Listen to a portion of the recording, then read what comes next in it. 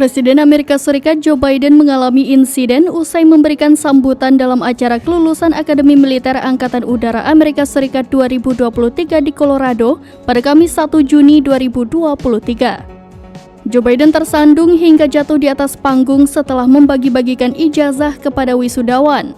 Presiden berusia 80 tahun itu terlihat berbalik untuk berjalan melintasi panggung, namun tiba-tiba ia pun tersandung. Sontak orang di sekitarnya langsung membantu Biden untuk bangkit. Saat ia bangkit kembali, Biden menunjuk ke tempat di atas panggung di mana dia kehilangan keseimbangan.